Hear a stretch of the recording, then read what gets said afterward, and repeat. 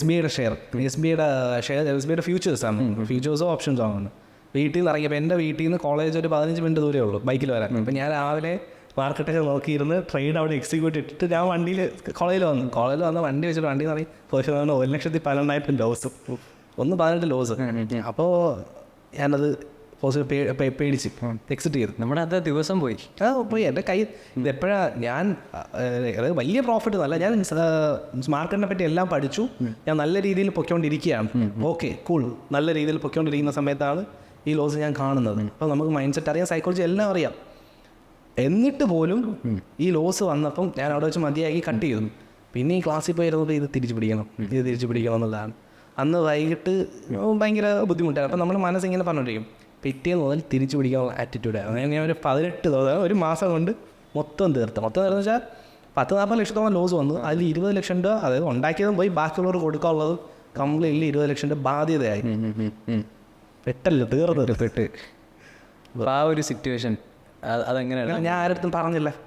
ഞാനത് 1-2 എൻ്റെ ഫ്രണ്ട്സിനോട് പറഞ്ഞു. എൻ്റെ ഒരു ഫ്രണ്ട് ഉണ്ട്, അപ്പം അവനോട് ഞാൻ പറഞ്ഞു. പിന്നെ പുള്ളിയുടെ കൂടെ വേറെ അന്ന് വൈകിട്ട് ഞാൻ വിഷമിച്ചിരിക്കുന്നുണ്ട്. അപ്പം കാരണം ആ ട്രേഡേഴ്സിൻ്റെ കാര്യത്തിൽ ആരും അറിയാതെ പോകുന്ന കുറച്ച് കാര്യങ്ങൾ ഇത് അവർക്കുണ്ടാകുന്ന നഷ്ടം. ഞാൻ എന്ത് പറ്റി എന്ത് പറ്റി ഞാൻ പറഞ്ഞാൽ എനിക്ക് 1 ലക്ഷം രൂപ ലോസ് വന്നു. അപ്പോൾ അവർക്കത് അറിയില്ല. അതെ നമ്മൾ 1 ലക്ഷം എന്ന് പറഞ്ഞാൽ തന്നെ നമ്മൾ തെറി പറയും. അന്ന് ഡിഗ്രി ഫസ്റ്റ് ഇയർ പഠിക്കുന്ന ഫസ്റ്റ് ഇയർ ഡിഗ്രി 18 വയസ്സ് ആ സമയത്താണ്. അപ്പോൾ ഇത് എല്ലാവരും വാങ്ങിച്ചു ഇത് പറയാൻ പറ്റുമോ? ഈ 18 വയസ്സ് ഞാൻ എന്ത് ചെയ്യും മനുഷ്യൻ? എനിക്ക് ഇതിൽ അറിയേണ്ട കാര്യം അറിയാം. 18 വയസ്സുള്ള സമയത്ത് 40 ലക്ഷം രൂപയുടെ നഷ്ടം, 40 ലക്ഷം നഷ്ടം, 20 ലക്ഷം ബാധ്യത. 40 ബാക്കി പോട്ടെ, 20 ബാധ്യതയായി. അതെങ്ങനെ ആ ഫേസ് അതെങ്ങനെ ഹാൻഡിൽ ചെയ്തു? ഈ ഊരിപ്പെടുന്നത് ഞാൻ ആരോട് പറഞ്ഞില്ല. അത് വേറെ വീട്ടിലൊന്നും ഞാനിത് ഡിസ്ക്ലോസ് ചെയ്തേയില്ല. ഈ കാര്യം പറഞ്ഞില്ല, കാരണം ഇത് പറഞ്ഞാൽ പറ്റില്ലല്ലോ.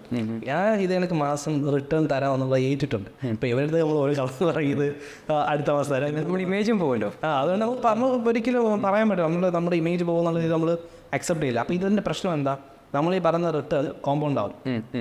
ഈ 40 ലക്ഷത്തിൻ്റെ 20% അടുത്ത മാസം 20%, 30,000, 40,000. അപ്പം ഞാൻ ട്രേഡിങ് മതിയായി. ആ സമയത്ത് ഞാൻ ശരിക്കും ട്രേഡിങ് മതിയായി. ഞാൻ ഒത്തിരി ആലോചിച്ചു നാട് വിട്ട് മുംബൈ പോയാലും അവിടെ പോയി മറ്റുള്ള അണ്ടർവേൾഡ് ഡോളർ എടുത്തിട്ട് നമ്മൾ സിനിമയിൽ. അപ്പോൾ ഒത്തിരി കോളേജിൽ പഠിക്കുന്ന സമയമാണ്. അത് മാത്രമല്ല ഈ കോളേജിലാണെങ്കിൽ അവന്മാർ ഈ ഒന്നാമതേ ട്രേഡിങ് ബിസിനസ് എന്ന് പറഞ്ഞാൽ അവന്മാർ മൊത്തം കളിയാക്കുന്നത്, ഫുൾ കളിയാണ്. എല്ലാവരും അലുമ്പ അടക്കുമ്പോൾ നമ്മൾ മാറിയുന്ന പണികൾ മാറി എന്നുള്ളത്. അതിപ്പോൾ ഞാൻ അതുവഴി പോകുമ്പോൾ അവന്മാർ അത് പറയാം വലിയ ബിസിനസ്സുകാരെ പോകുന്നു പറയാം. ഞാനില്ല മറ്റേ ചിക്കനും മുട്ടയും പുഴുങ്ങി ചിക്കനും മുട്ടയും കിട്ടും. അപ്പോൾ ഇവർ ഈ മർത്തൊക്കെ കഴിയുമ്പോൾ ഞാൻ കോമ്പറ്റീഷൻ ചെയ്ത സമയം. അപ്പോൾ ഇത് കഴിക്കുമ്പോഴത്തേക്ക് ഇവരിത് പ്രായം 18-19 വയസ്സുണ്ട്. ഇൻസൾട്ട് ഭയങ്കരമായിട്ട് കേൾക്കും നമ്മളാണ്. അത് കോളേജിലൊക്കെ പഠിക്കുന്ന സമയത്ത് പിന്നെ അതൊരു വാശിയാണ് നമുക്ക്.